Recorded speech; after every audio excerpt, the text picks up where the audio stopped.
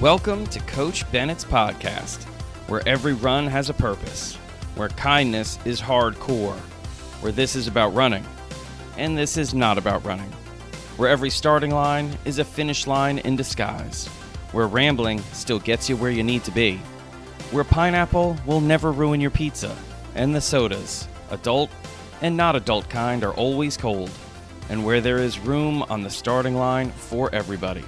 I'm Coach Bennett. Thank you for letting me be a part of your day. Let's get started.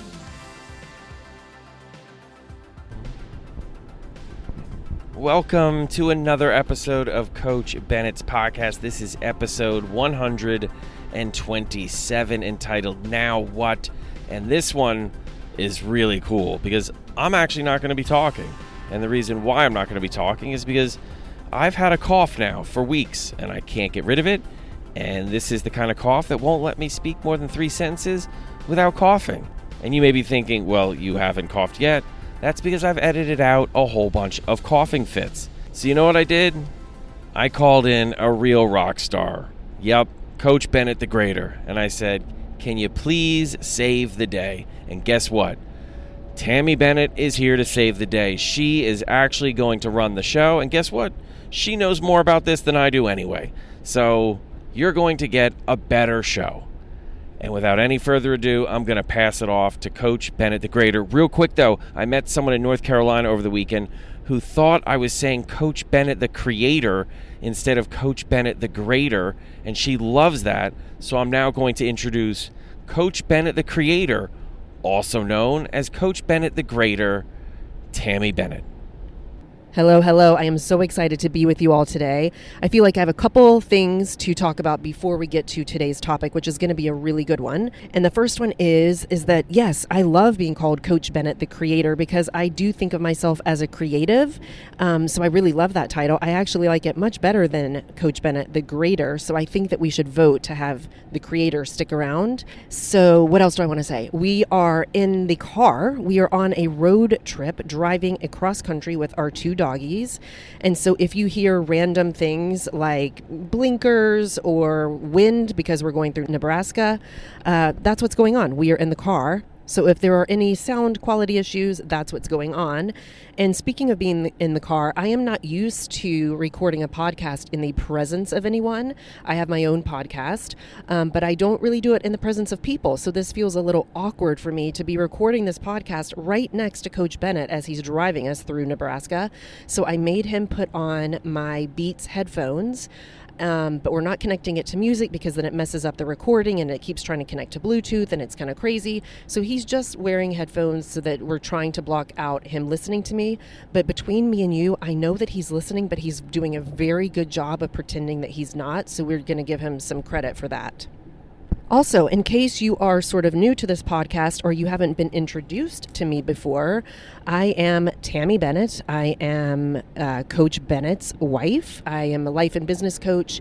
I help people basically get out of their own way so they can achieve their goals. And we're talking goals that are meaningful to them, and we're talking about doing it without burnout. I have coached people of all ages for 18 years, and I love it. So that's sort of why I have some background in the topic that Coach Bennett wanted me to talk about today, which is a question that both of us get asked a lot from our athletes and our clients, and that is, now what? So especially for you runners out there, so many of you have had big race goals that you have recently achieved or accomplished. So Coach Bennett has been traveling around the world. He was at Berlin Marathon. He was at New York Marathon, Chicago Marathon. And also there have been so many of my clients and people that he knows, people that he's talked to, that have recently completed 5Ks, 10Ks, half marathons, any other kind of races that were big goals for people. And then they achieve them. And then they're like, okay, wait, now what? I thought I was going to feel really different after this, and I feel kind of let down, or I kind of feel the blues, or I kind of feel unmotivated, or I don't feel like I have a purpose, and I don't know what's next, and I really need to think of my next goal. And people get into this kind of state where they want help with knowing what's next. What do we do after a big event? What do we do after we've achieved a big goal? So we're going to talk about that today. Are you ready? So what I tell people that I'm working with when they have a big goal coming up, we plan ahead of time for some bask in the glow time for after the big event, okay? So no matter how the outcome of that big event goes, no matter if you are really pleased with it or disappointed with it, when that big event is over, hopefully you have already planned ahead to have a few days or a few weeks where it is bask in the glow time. And I'm going to tell you more about what to do during that time. If you're listening to this podcast and you're like, wait, Tammy, I just finished a big event and I didn't plan ahead to have some days for reflection time or, bask in the glow time. I'm just going to tell you right now, okay, great, plan it right now. Take a pause right now and just say, okay, for the next X number of days, I'm going to do nothing but what Coach Tammy Bennett told me to on Coach Bennett's podcast, okay? I'm going to give you some things to do during this bask in the glow time. But one of the reasons it's so helpful to plan it ahead of time is after the event, you aren't going to feel lazy or unmotivated or confused or purposeless if you've already planned ahead of time to have this bask in the glow time. You're going to be like, oh, yep, this is those few days that I already marked off on my calendar. This is where I'm going to do those steps that Coach Tammy Bennett told me to do. I don't need to do anything more than that. This is according to plan. I'm not listless and I'm not lost in the universe. I know exactly what I'm supposed to do during this time, okay? So let's talk about what do you do during this bask in the glow time, the post-event time. You do something fun. You do something that you want to do. I would even say maybe do some purposeless activity with your body. Move your body in purposeless ways. Now, I know I'm on Coach Bennett's podcast, and I know that he says every run has a purpose. But sometimes I would argue that the purpose of a run is to have no purpose, to just move your body for fun and enjoyment because it feels good, not necessarily to train or to, reach a certain level of fitness. Sometimes the purpose of a run is just to get out the door and move your body in a way that feels good, okay? Also, just spend this time to just enjoy moving your body. Maybe you want to go for a bike ride or a hike or dance or do pool swimming or, pool aerobics, something that maybe you don't usually do, maybe something that you don't usually have time for because you're so busy running and training for these races. But during this bask in the glow time, just do nothing except for what feels good physically. So it is good after some of these big races to move your body, to, get that blood flowing, to get rid of all the things that got destroyed when you were in your race, right? So yes, I don't want you to do nothing as in like sit on the couch and don't move. I want you to move your body, but do it in a way that feels fun and light and not tied down to some big purpose and big serious goal, okay? So that's the first thing.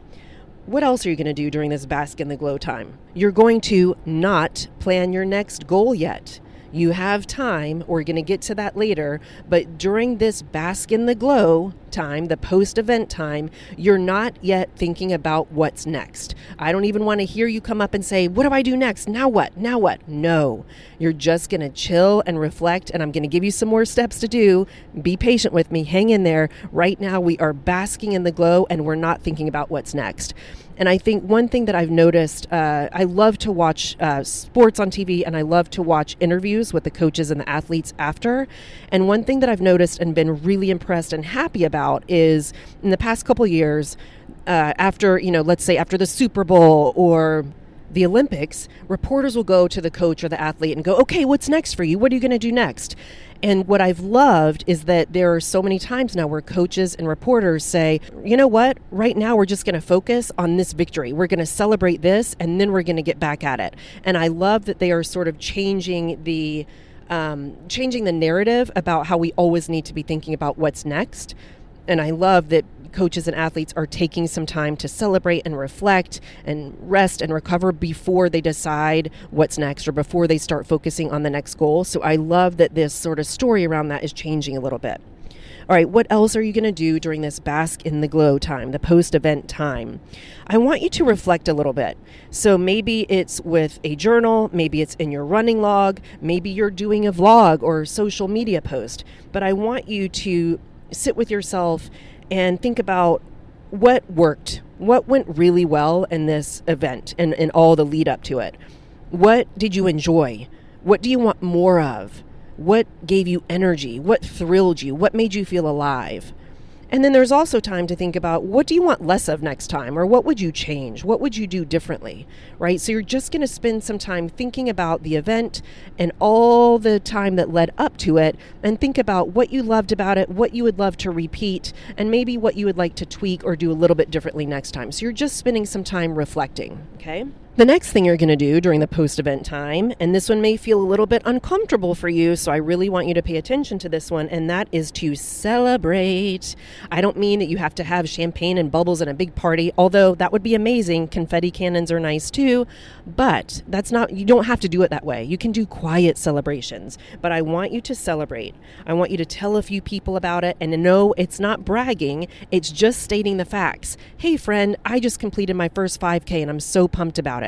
Or you can even, play up how sore you are. I just ran my first 5K and my thighs are killing me. Let's go have some pancakes, right?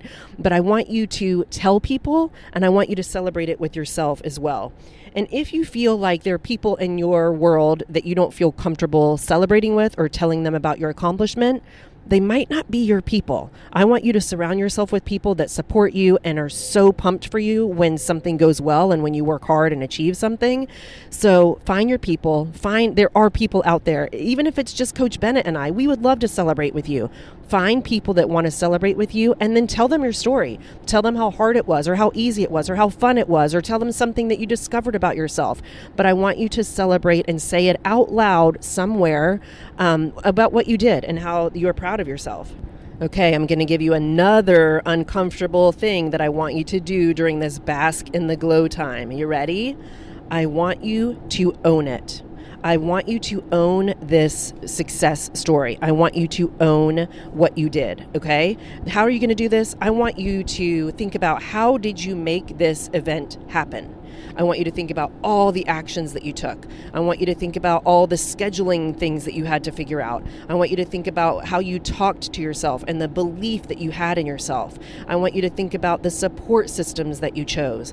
I want you to think about all those hard runs and the bad weather and the times that you didn't want to get off the couch, but you did. I want you to think about all of the things that you did that led you to accomplishing this big goal, okay? So that's the first part of owning it. And then I want you to acclimate to it. So what I mean by that is, sometimes we achieve this big goal that we thought about for so long, and we finally do it, but there's some kind of dissonance in us. We're still not identifying as that. So for example, let's say that you just ran your first half marathon. In your head, you might still have an old story that you're not an athlete, or you might have the old story that you're not a runner, or that because you're not fast, you're not a runner, because you don't run, ultras, that you're not a runner. You might have some stories that are BS that you've been telling yourself. And it might not even register to you yet that, holy cow, you just did a half marathon. You actually are an athlete. You are a runner. You are a beast. You are amazing. Okay. So sometimes your self-identity hasn't quite caught up to reality yet, right? So the reality is you just did your first half marathon, but maybe your self-identity is still, I'm not an athlete, I'm not a runner. So during this bask in the glow time, during this post-event time, I want you to let your self-identity catch up to the reality of who you are. And I want you to start thinking of yourself as, I am someone who runs half marathons, or I am someone who runs 5Ks. Whatever that achievement is that you just did, I want you to be saying that to yourself, to identify with that, to let it soak into your skin, to absorb that this is who you are, okay? I want you to really own it. Sometimes I like to think about, I don't really know much about climbing Everest, but from what I hear, you have to climb to a base camp, and then you have to hang out there for 3 or 5 days or however long until your body acclimates to that, to the altitude and to the weather, and then you can climb up to the next base camp, and then you kind of stay there and acclimate again. It's sort of like that. I want you to acclimate and get used to the fact that you are somebody who does these kind of big events, okay? Let it soak in, let it become who you are. Also, during this bask in the glow post-event time, it's time to have a little gratitude and thankfulness, okay? I want you to thank yourself for all that hard work that you did. So if you remember in the step that we just talked about with you owning it, and also the reflection step about all the things that led up to this, you have reviewed, hopefully, all the things that you did to help you achieve this accomplishment. And now I want you to tell yourself thank you for those. You can even buy a thank you card at the store and write it and even send it to yourself. Okay, you can send yourself an email of thank you. You can write it on a Post-it note. You can say it out loud to the mirror if you're like Jack Handy style. I think it was Jack Handy. Is he the one on SNL that said, "I really like me"? Anyway, I hope you know what I mean. So I want you to be thankful to yourself. And then I also want you to express gratitude to someone else. So maybe this is your support team. Maybe it is your friends or family who came out to the race to cheer you on, or they sent you those really cool texts that you could get in your headphones, right?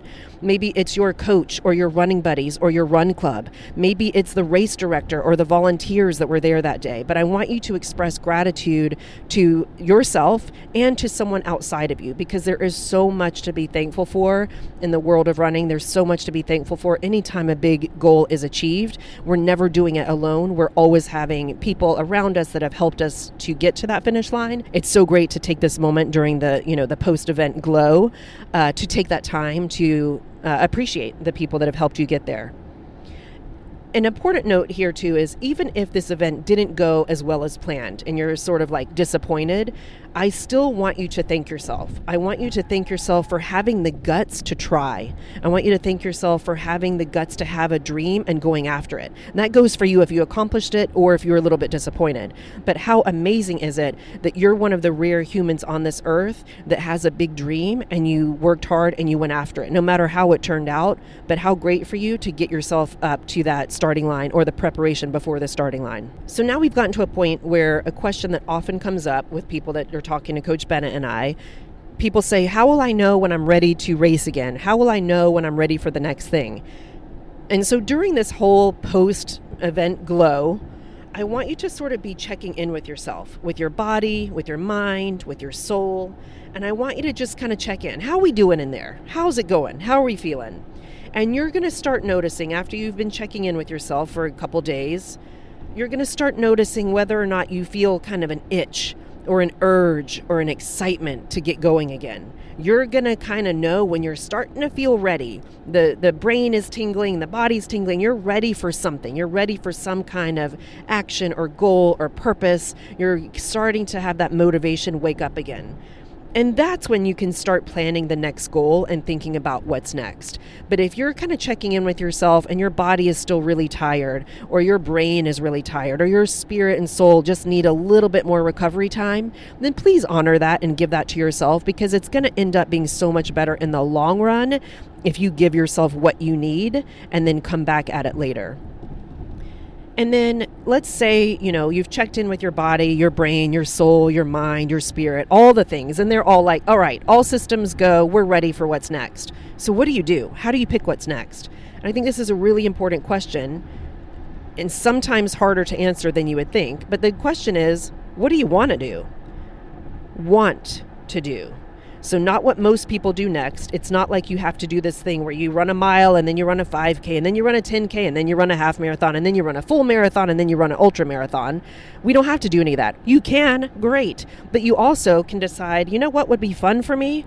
I might want to go do this donut race where you eat a donut every mile for 10 miles or something. You might decide that you want to do a trail race, or maybe a track race, or maybe an indoor track race if you live in parts where they have indoor track. You might decide that you don't want to race at all and you just want to run for fun.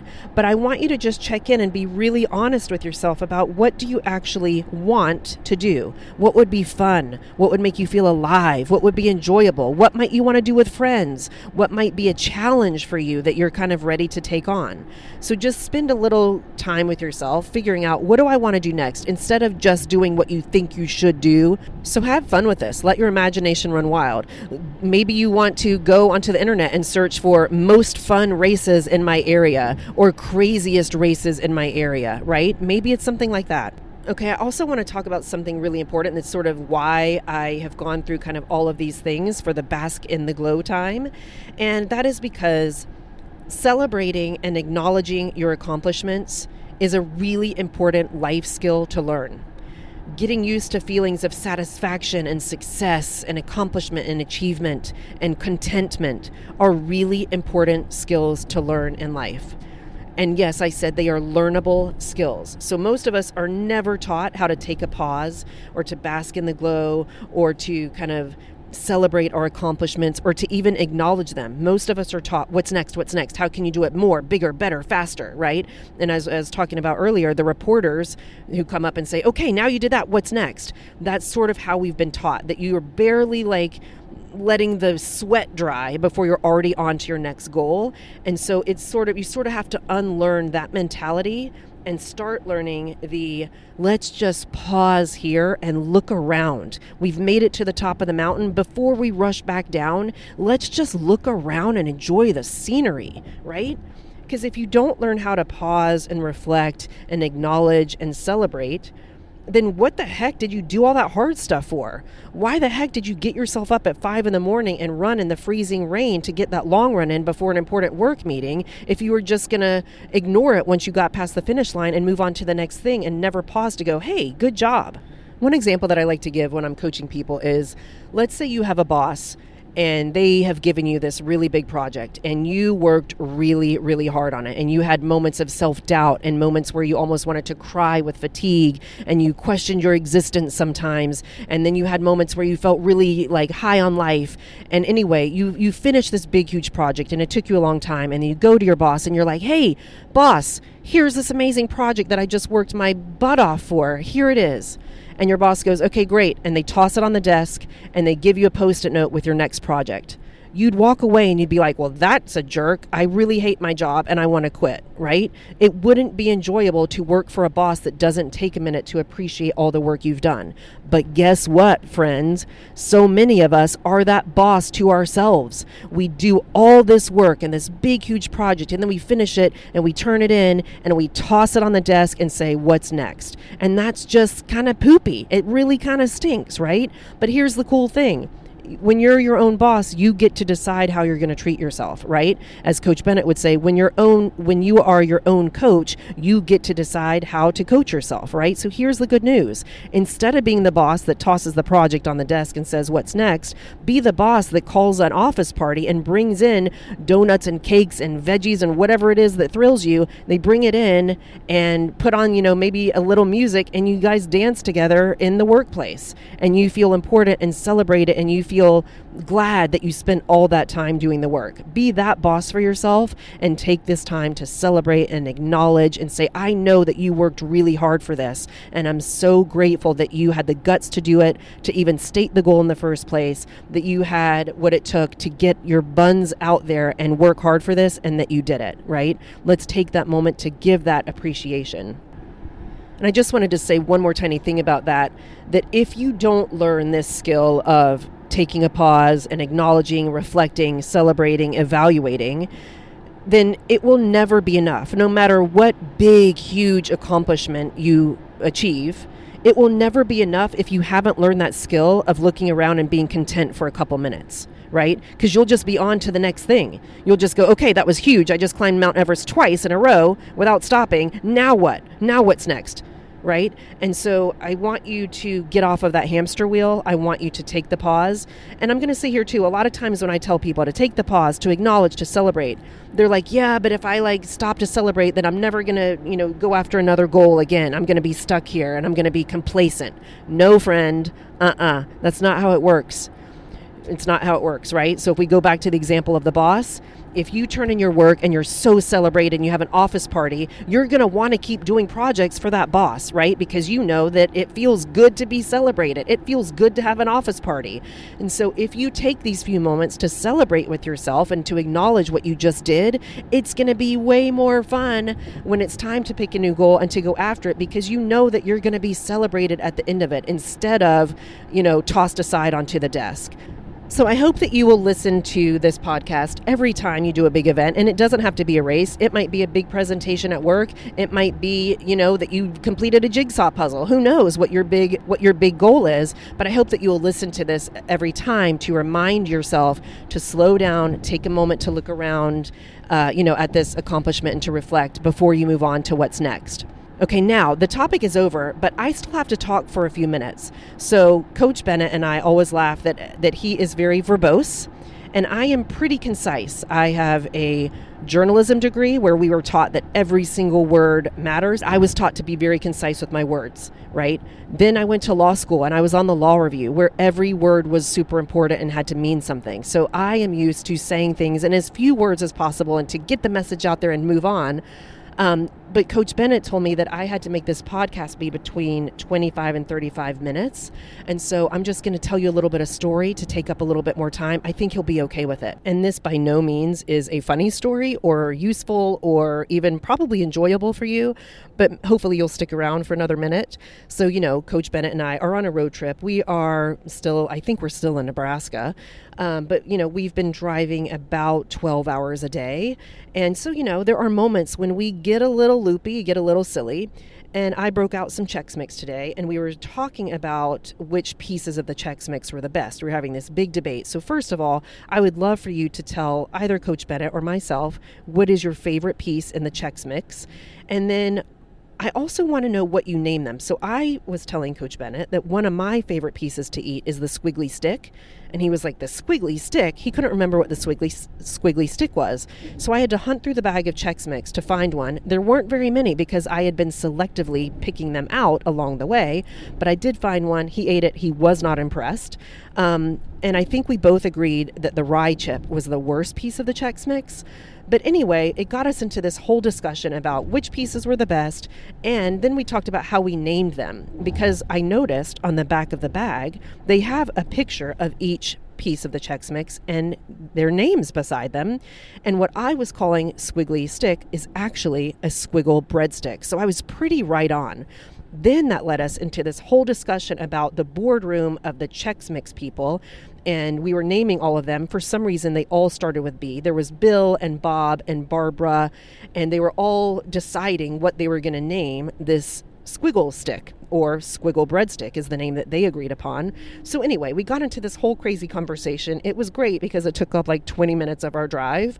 And there, like I said, there's no point to me telling you this story other than I would love to know what piece of Chex Mix is your favorite. So now basically you have two assignments, okay? One is get in touch with Coach Bennett or I on Instagram. You know how to find Coach Bennett. It's at Coach Bennett. Make sure you put 2 T's, folks. Coach Bennett has 2 T's on the end. Or you can find me at Show Up Society on Instagram and let us know 2 things. First, let us know which piece of Chex Mix is your favorite. And number 2, this is really important, we want to know what you are reflecting on and celebrating, right? So we want to know that you've listened to this episode, that you took it to heart, that you did the, kind of prescribed assignments that we've listed in this episode. And we want to know, what are you celebrating? What are you reflecting on and acknowledging of yourself? Because like I said, part of your assignment here is to tell people about your accomplishment, right? It's to celebrate it out loud. And we are great people to do that with. That's our most fun part of the job, probably, of coaching, is getting to celebrate with the people that we work with. So we want to celebrate you, okay? If you loved this podcast and you want to hear more of me talk ever, you can find my podcast at Show Up Society, but listen to Coach Bennett's first, and then you can head over to mine. You can also find me on Instagram at Show Up Society, and I love to have fun on there. So if you want to say hi, DM me. That's where you can find me. If you like this episode, let me know what you thought of it. Let Coach Bennett know what you thought of it, because if you like it and you say good stuff about me, then he'll have me back on sometime. Probably not as a guest host, because, hopefully he's not going to be coughing much longer, but maybe he'll have me on, maybe he'll interview me, or he'll have me on for Mindset Minute again, like he's done in the past. I'm going to close this the way I close my podcast episodes. And that is to say, thank you so much for showing up to this episode. Now go out there and show up for yourself. Thank you so much for listening to Coach Bennett's podcast today. And if you haven't already subscribed or set yourself as a follower to the podcast, I really hope you would. And make sure you check out the show notes, because in those show notes, you're going to find a link to Coach Bennett's newsletter and all the social media sites I'm on, like Instagram and Threads and Cameo and Blue Sky and nope, not on that one anymore. So all the ones I am on, you're going to find it in the show notes, so check that out as well. And as always, thank you again for listening to Coach Bennett's podcast. Until next time, you keep taking care of yourself and each other.